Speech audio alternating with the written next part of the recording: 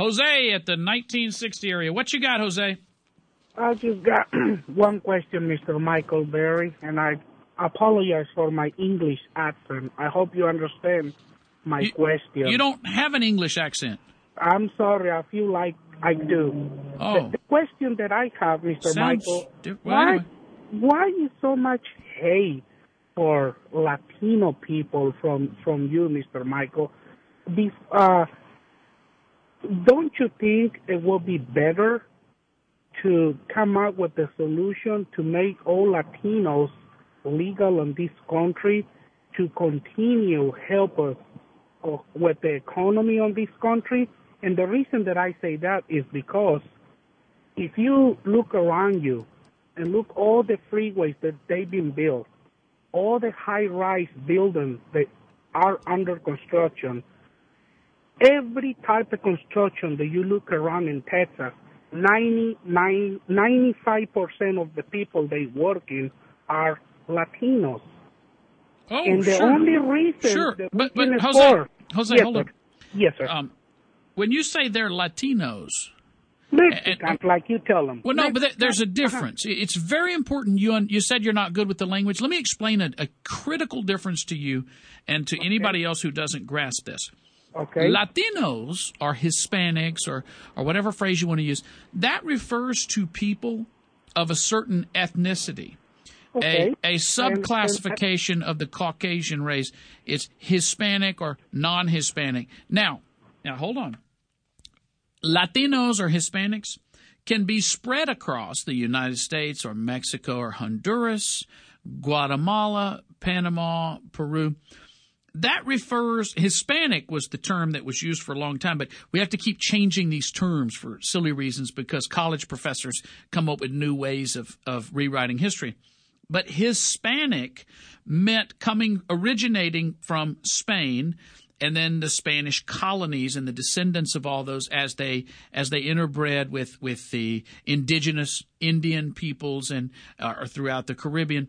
That term, Hispanic, referred to those. Or you can say Latino, which is the newest version of Hispanic.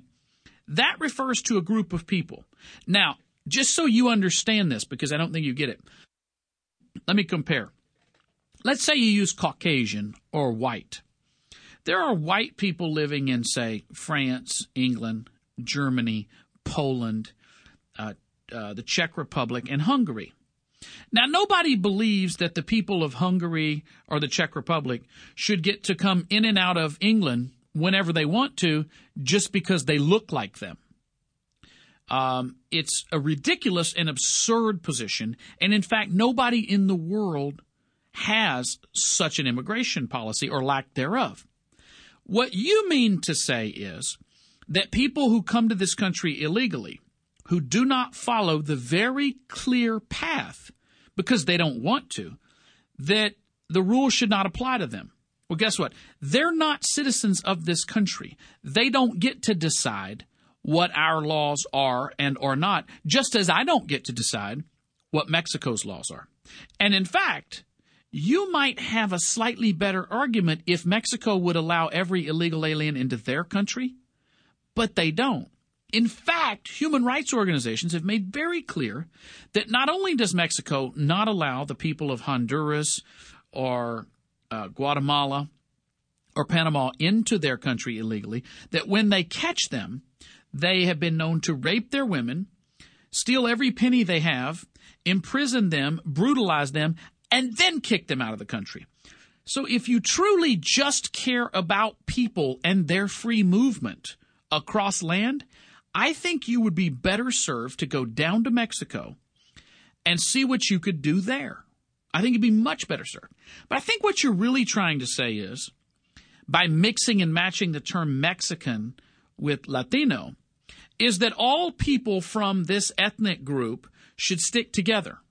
And maybe I guess what I could say is all the white people in the world should stick together and create, states where it'd be all white people, the Polish and the French and the Germans and the Norwegians and the Finns and the English, except that's absurd. See, when we travel, we have a passport with a nationality on it, not a race or an ethnicity. Race and ethnicity refers to something unrelated to the movement of people across political boundaries.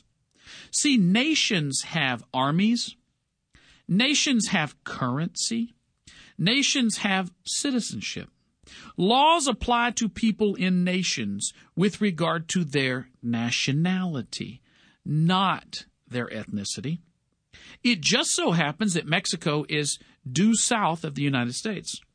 It just so happens that Mexico's engaged in what we could, I guess for lack of a better term, call a civil war, where the government's losing and the drug cartels are winning. Increasingly, they are better funded, better prepared, better equipped, and winning.